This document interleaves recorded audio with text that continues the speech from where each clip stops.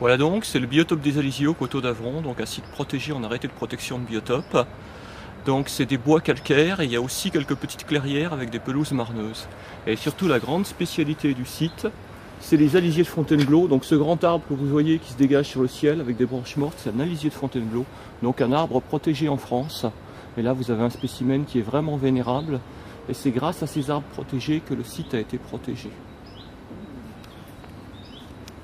Donc à propos des arbustes qu'on a dans les bois calcaires, quelque chose qui est vraiment très représentatif, c'est le Troène d'Europe.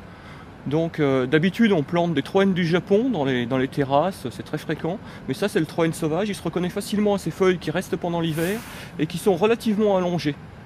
Donc c'est une espèce typique des bois calcaires et typiquement en lisière. Là c'est le rucher du coteau d'Avron, donc c'est des vignes des adhérents de l'ANCA qui sont mises dans le biotope et qui contribuent à la pollinisation. Donc il y a des animations qui sont faites autour du rucher, donc il y a des activités apicoles, donc avec initiation, il y a tout un groupe apicole à l'ANCA qui est spécialisé là-dedans et qui fait des activités pédagogiques sur la vie de la ruche. Donc là c'est un crapaud accoucheur, donc c'est le fameux petit crapaud qui est protégé. Alors la nuit il pousse un espèce de petit poup poup poup poup poup et il se cache dans les murets de pierre, c'est une espèce plutôt méridionale qu'on trouve plutôt dans les carrières dans nos régions parce que c'est plus rocheux, c'est plus sec. Donc ce qu'il a de particulier, c'est qu'il pond les œufs, c'est le mâle qui les transporte, il les garde avec lui,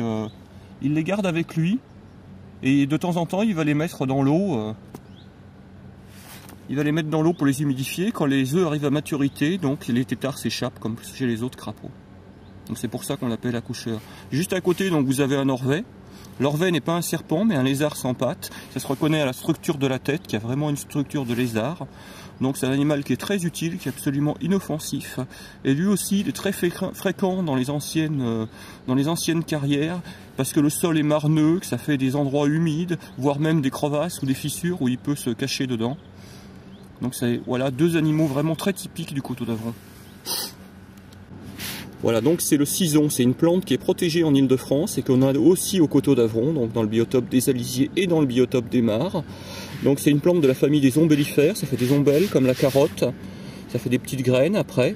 Donc ça n'a rien de particulier, mais c'est une plante qui est devenue assez rare, qui dans le temps existait dans les régions de bocage, au bord des forêts, spécialement les lisières marneuses. C'est-à-dire dans les bois qui étaient un peu marneux, quand il y avait des lisières par exemple avec des fraisiers ou des prêles, c'était une plante qu'on avait.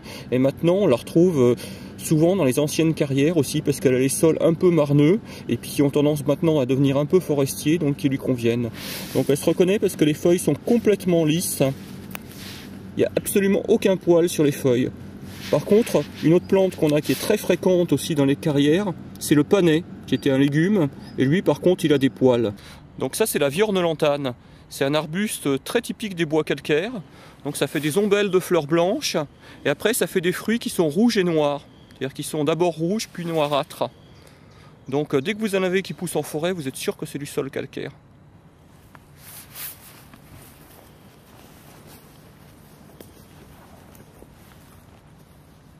Donc là c'est les clairières qui ont été aménagées dans le biotope des Alisiers.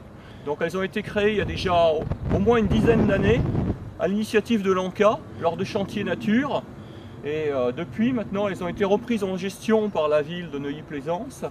Et c'est des clairières qui ont été créées pour diversifier le milieu naturel qui avait tendance à s'embroussailler et à devenir forestier et maintenir des clairières. Donc des clairières d'une part pour les plantes des pelouses marneuses et d'autre part aussi pour les oiseaux, pour avoir des milieux diversifiés.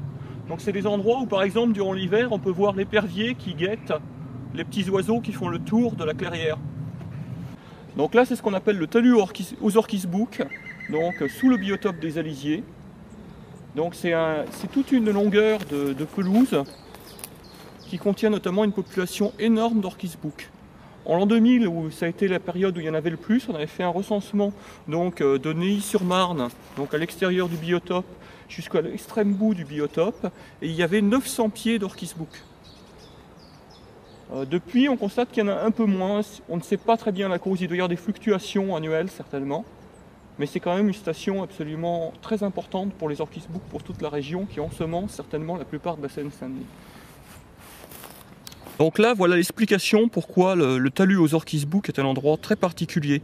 C'est qu'en fait, le talus a été taillé donc, pour faire la zone industrielle, c'est le bas des carrières, et en fait, on arrive au niveau de la couche de première masse de gypse, et en fait, juste sous le talus, sous le peu d'herbe qu'il y a, vous avez directement la dalle de gypse. Donc en fait, il n'y a pratiquement pas de sol, si bien que les plantes, genre orchidées, elles poussent pratiquement sur une dalle de pierre, et donc elles ont une chaleur maximale. Et c'est ça qui leur plaît. Plus l'exposition superbe. Donc ça c'est l'Orchis Bouc, une orchidée. Donc c'est pour ça qu'on appelle cet endroit le talus aux Orchis Bouc. Donc on en a eu un très grand nombre aux alentours de l'an 2000. Là on en a un peu moins, mais il en reste quand même beaucoup. Donc il se reconnaît à ces feuilles qui sont allongées, qui sont un peu jaunâtres et qui souvent sont un peu usées, un peu devenues jaunâtres, parce qu'ils commencent à pousser durant l'hiver, et souvent les feuilles ou sèchent à l'automne, ou commencent à brunir un peu du gel, et donc c'est assez reconnaissable. Une orchidée qui commence à être un peu à bout de souffle, comme ça, quand elle arrive au printemps, c'est une orchidée dont les feuilles ont passé l'hiver, c'est l'Orchis Bouc. Il y a une floraison au mois de mai. Oui, oui, tout à fait. Donc ça c'est un lauréole, c'est un petit arbuste à feuillage persistant, c'est pas échappé des jardins, c'est sauvage, c'est très rare en Seine-Saint-Denis, il doit y avoir 3 ou 4 communes où il y en a, et c'est une des dernières plantes qu'on ait découvertes dans le biotope des Alisiers, après 20 années de prospection. C'est vraiment une plante qui vient juste d'arriver, et en fait il vient d'arriver parce qu'il y en a quelques pieds qui poussent vers l'avenue des Fauvettes, et il a réussi à faire quand même le saut, les graines ont fini par arriver dans le biotope des Alisiers, comme quoi quand on protège, même un milieu qui est riche, il finit par s'enrichir. Donc ça a des petites fleurs vertes, après ça fera des petites baies noires, et donc c'est apparenté au bois joli, et c'est une espèce très toxique. Et ça pousse dans les bois calcaires, avec une atmosphère un peu fraîche. Donc ça c'est le vignoble du Vieux Poirier, donc dans le biotope des Alisiers au Coteau d'Avron. Donc c'est une vigne qui a été plantée par les adhérents de l'ANCA il y a plus d'une dizaine d'années, qui produit un vin, donc qui est vendu aux adhérents de l'ANCA. Et donc ça a permis aussi de préserver des plantes qui existaient dans les vignes anciennement. Donc typiquement il y a de l'ail des vignes, il y a du muscaret à toupet, et donc les fameuses tulipes sylvestres qui nous avaient été données par le Conservatoire botanique de Bailleul. Donc là c'est des tulipes sauvages ou tulipes sylvestres. C'est une plante très rare qui est protégée dans toute la France, et c'est des plantes qui ont été réintroduites au Coteau d'Avron, qui nous ont été données au départ par le Conservatoire botanique de Bailleul à partir de plantes sauvages qui venaient de la région de Château-Thierry. Et donc elles ont été remises donc dans le vignoble, car c'était des plantes qui existaient jadis dans les vignes, et à l'époque quand même, comme on n'était pas très sûr de nous, on en a aussi mis donc là dans cette pente qui est pleine de cailloux, qui est donc un milieu qui ressemble plus à son biotope de la Méditerranée. Car au départ, c'est une plante qui vient de la Méditerranée et qui s'est adaptée aux régions tempérées en donnant donc la tulipe sauvage. Donc une des mares qui ont été créées dans le biotope des mares, donc c'est une mare d'origine artificielle qui a été créée par l'ANCA il y a plus d'une dizaine d'années. Donc le petit tas de pierres derrière, c'est pour que les amphibiens trouvent refuge, spécialement le crapaud accoucheur qui aime bien chanter au bord de l'eau. Et dans la mare, donc il y a des massettes qui sont très pratiques, donc des roseaux, qui sont très pratiques pour enrouler les pontes des crapauds communs. Tu les entends ? Ouais.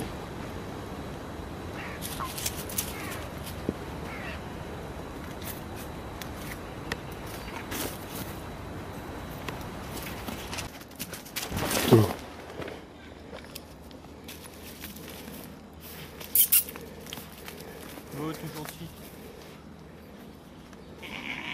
Donc ça c'était le mouton d'Ouessant, là c'était le bélier. Donc on a introduit des moutons d'Ouessant dans le biotope des Alisiers pour entretenir le milieu naturel, pour qu'ils servent de tondeuse écologique. Donc là vous avez Orion, donc le bélier, et à l'intérieur vous avez les 2 brebis, donc qui attendent leurs petits, et pour l'instant on les a mis à l'intérieur pour qu'elles soient protégées de toute agression, et éventuellement des renards qui rôdent. Donc elles sont là, elles sont au secret.